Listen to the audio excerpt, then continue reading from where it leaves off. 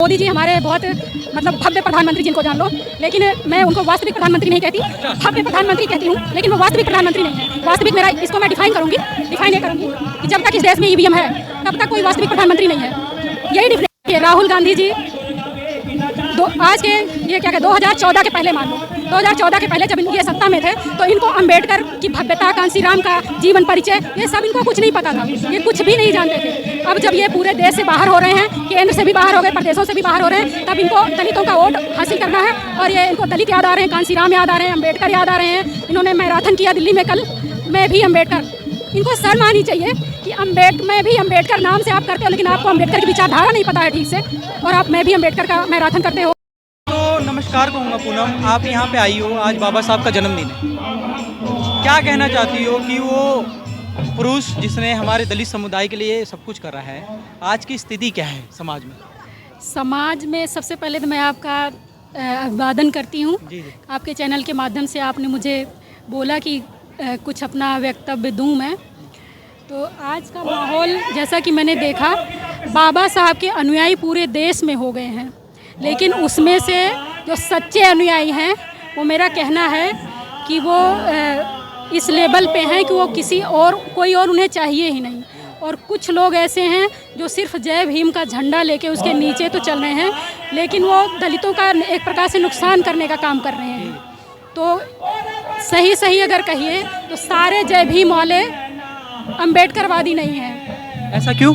ऐसा इसीलिए है क्योंकि कुछ नकली अम्बेडकरवादी भी हैं ना, जो कि बाबा साहब के नाम पर और जय भीम के नाम पर दलितों को इधर उधर भटकाते हैं और ये कहिए कि उनको मजबूती की ओर नहीं ले जाते। कुल मिला के अगर मैं पॉलिटिकल उसमें जाऊं तो कहने का मतलब वो उनको पता है कि एक बसपा ऐसी पार्टी है जो सही रूप में बाबा साहब अम्बेडकर और कांसीराम जी की बनाई पार्टी, मतलब बाबा साहब के विचारधारा वाली पार्टी है। बीएसपी की बात? हाँ, बीएसपी की बात कर रही हूँ, जो सही मायने में बाबा साहब अम्बेडकर के विचारधारा पे चल रही है। और उसी विचारधारा पे उन्होंने 4 बार उत्तर प्रदेश में सरकार भी बनाया है। तो मैं ये कहूँगी हर जय भीम वाला अम्बेडकरवादी नहीं है, लेकिन हर बीएसपी वाला अम्बेडकरवादी है।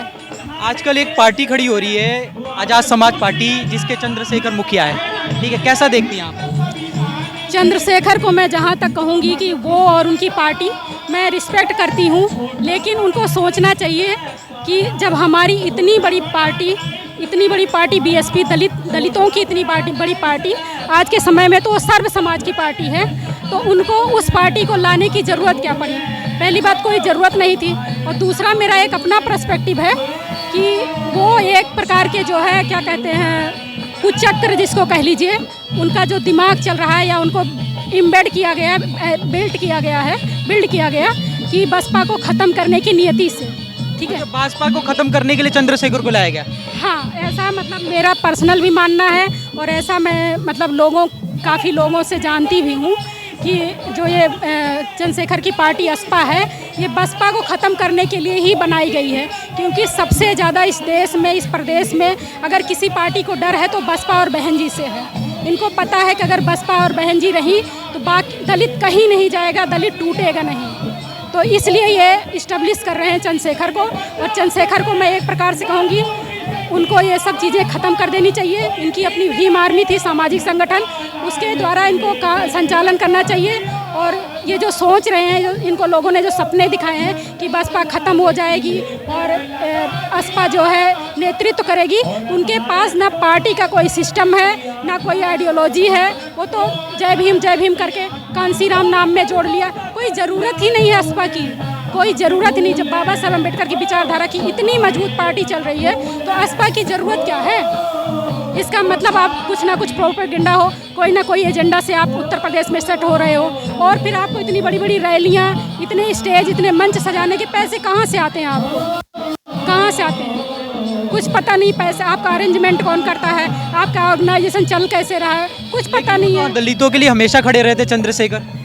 कहने की बातें हैं, हो हल्ला करना सोशल मीडिया पे। अब देखिए, कल का ही उदाहरण ले लीजिए, आजमगढ़ में उन्होंने 30-40 या 23-24 दलित युवाओं पे मुकदमा करा दिया कल, सिर्फ इतनी सी बात के लिए। चंद्रशेखर की लोगों ने, भीम आर्मी वालों ने कि क्या कहते हैं, एक झंडा लगा हुआ था गेट पे भगवा, उसको हटाकर उन्होंने जय भीम का झंडा लगाया। कोई झंडा हटाने से तुम्हें पता है इस देश में क्या हो जाता है? एक झंडा अगर हटता है तो मतलब भगवा झंडा खासकर, तो कितने लोग परेशान होते हैं, कितने लोग दलित सताए जाते हैं, कितने मारे जाते हैं, ये सब पता नहीं है क्या? लेकिन फिर भी आप जानबूझ के वो काम किए। और कल आजमगढ़ में 30 से 40 लोगों पर मुकदमा हुआ है, बच्चों पर मुकदमा हुआ है। इसको कौन झेलेगा? क्या तुम बच्चों पे मुकदमा कराने आए हो? तुम्हें अपने पार्टी का कोई गाइडलाइन नहीं है कि आप किसी दूसरे समाज का रिस्पेक्ट कीजिए, किसी दूसरे समाज के झंडे का रिस्पेक्ट कीजिए? आपको करना नहीं है, क्योंकि आपका कुछ पार्टी का है ही नहीं।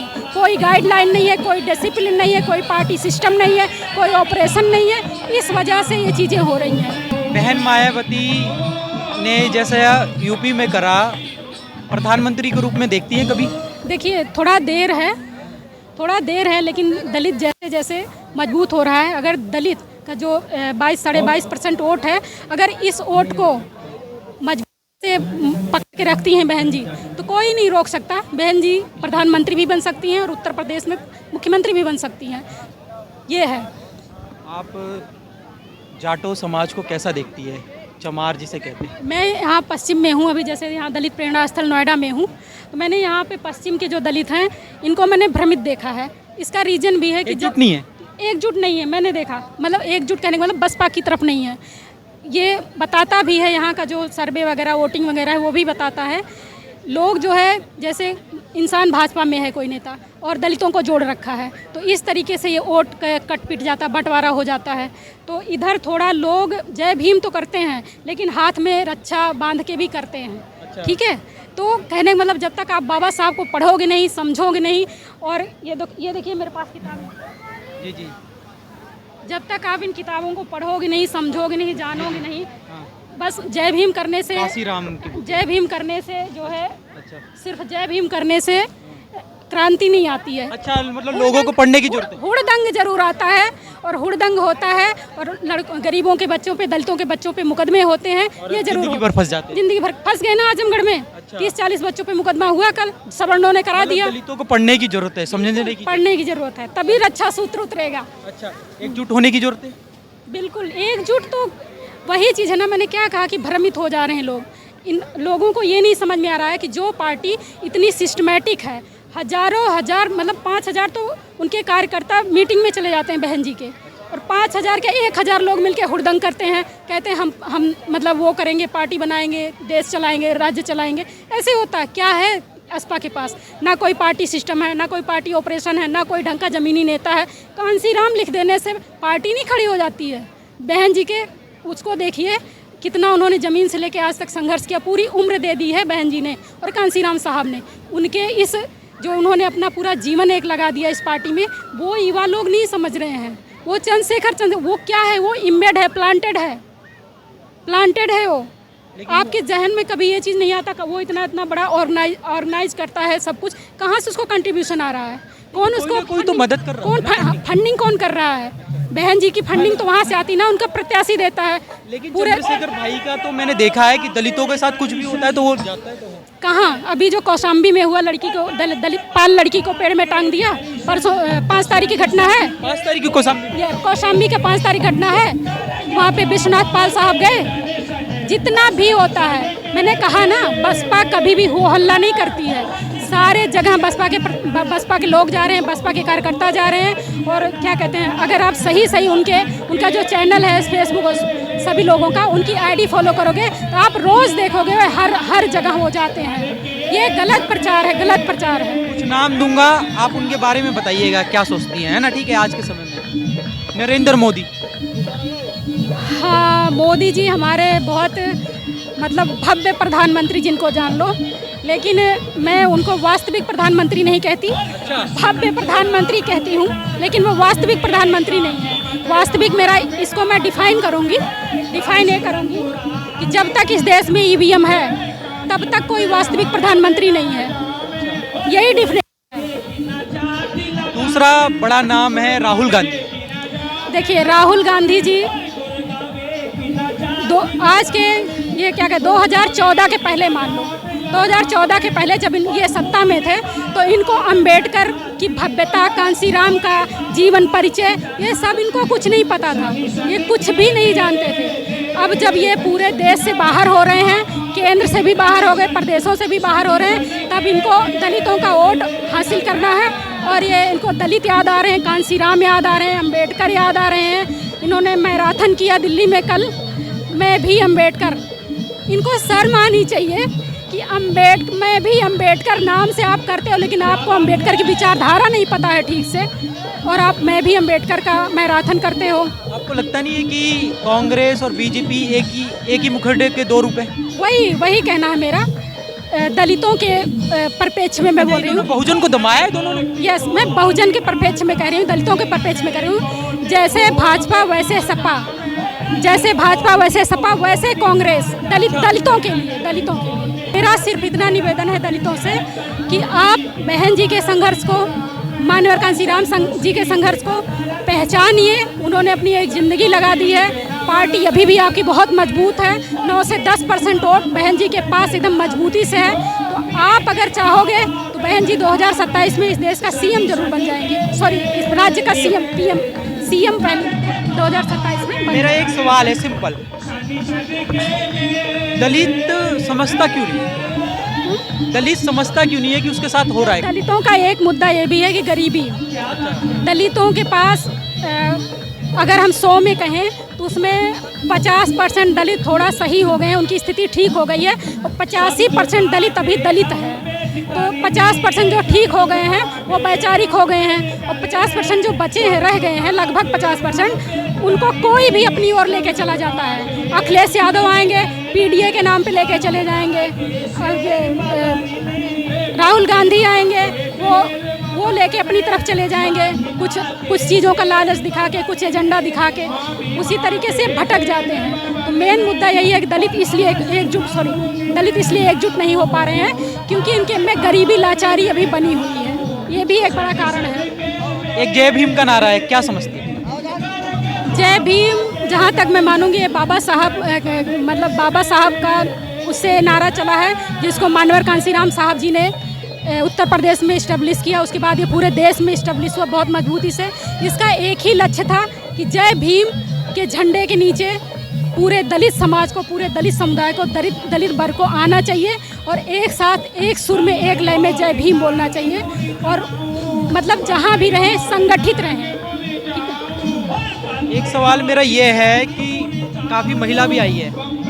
महिलाओं के लिए तो मैं ये कहूँगी, जैसे आज अम्बेडकर जयंती है, तो मैं बाबा साहब के परिप्रेक्ष्य में कहूँगी कि बाबा साहब अम्बेडकर एक ऐसे व्यक्ति थे जिन्होंने सर्व समाज की महिलाओं का भला किया है, सिर्फ दलित समाज की महिलाओं को भला नहीं किया। मैं उन महिलाओं से निवेदन करना चाहती हूँ कि आप बाबा साहब अम्बेडकर को पढ़िए।